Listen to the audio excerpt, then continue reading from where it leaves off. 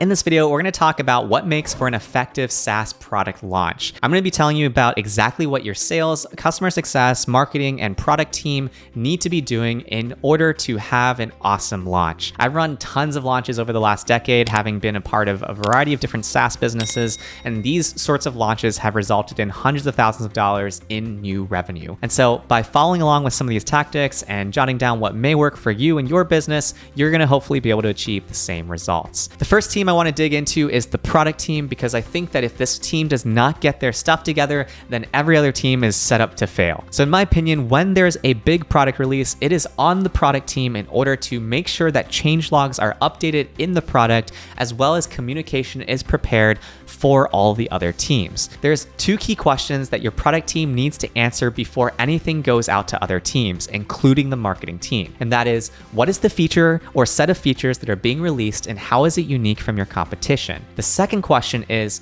what exactly is going out in version 1 and what are potentially some of the shortcomings or questions that people may have based off of this first release? The reason why you need to be able to answer this question from the eyes of the product team is because that is going to shape the confidence of your sales, your marketing, and your customer success teams in terms of communicating the value that your product team has created. So if you haven't gotten your product team on the same page yet, it can be really great to just start a Google Doc, share out all the different features that are being released, and answer those two key questions. Assuming you've already done that though, the next step is to prep your sales team. This is going to be one of the most important teams with relation to the launch, because your sales team are essentially your hype people. And so if your hype people are not really amped about this release, then it's something in which you're really not positioning your business for the most success with this launch. In order to prepare your sales team, there are a few different tactics that I've used in the past. The first tactic that I'd recommend you try is to reactivate your old trials. In the case where you offer some sort of 7-day or 14-day free trial,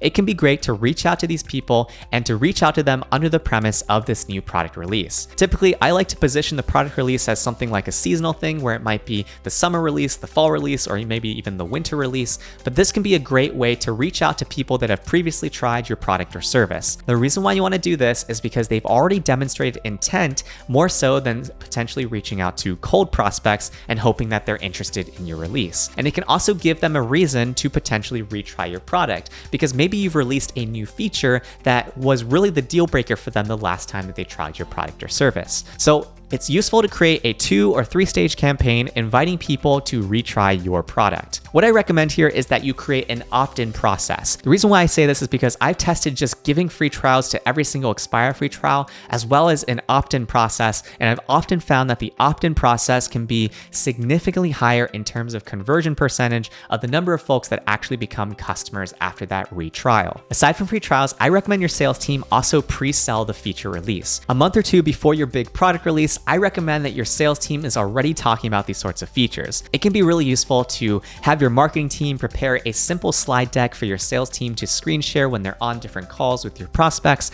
but it's really useful to hype these sorts of features in order to build anticipation for this big release. It's also useful because it can be a great way to accelerate a deal, in which if one of the features that you're releasing is something that is really going to close a particular deal, it could be something where you do the third tactic that I share with you with your sales team, which is to have some sort of early bird discount. By having some sort of nominal amount knocked off of the total deal here, you can essentially close some early sales before your product has even been released. And this can be a great feeling for everybody across your team because it validates that what you're building is actually something that people will pay for. So typically what I've done in this case is I've either added some sort of additional benefit like extra users or an extra month off an annual plan by upgrading before the release comes out. The fourth thing that I've done in the past in terms of the sales team is have sales educational events. These are specifically not positioned as just sales demos. Instead, they are positioned around some sort of problem that the new product release is going to solve for. In other words, if I had a new product release around a calendar view,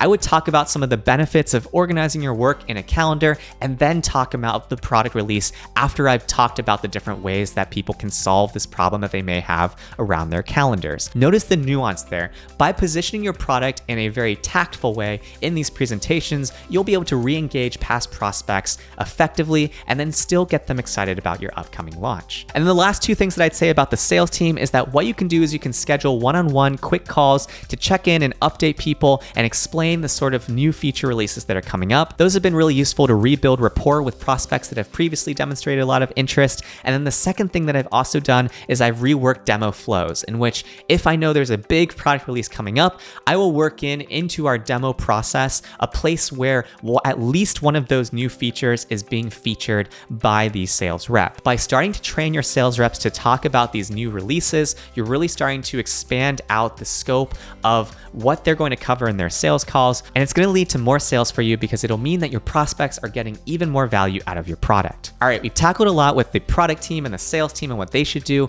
In the case where you're still with me, hit that like button below and let's talk about the marketing team. So the marketing team is arguably just as important as the sales team with relation to a launch. When it comes to your product release, you're going to want to make sure that you're thinking about every single possible way that somebody is learning about your business or service and having your marketing team work on that. That means doing things like creating blog posts where you detail all of the new product releases that are coming up. In this blog post, you're going to want to include GIFs as well as explainers to what these features are and why you built them. You might also find it useful for your marketing team to put together a product release video. This will be a place where a marketer is going to explain some of the new features and why people should get excited about these sorts of features. If you want to see a company do this really effectively, check out what Pipedrive does with all of their releases for their CRM tool. I've also often had the marketing team push out email newsletters to people that are on our opted-in email marketing list, for example, on the blog list or on freebies list in the past, and also launch live events where I'm sharing some of the things that might connect with some of the sales-related events that the sales team released too. If you do some sort of marketing live event, I encourage you to do the same thing that I said in the sales section, which is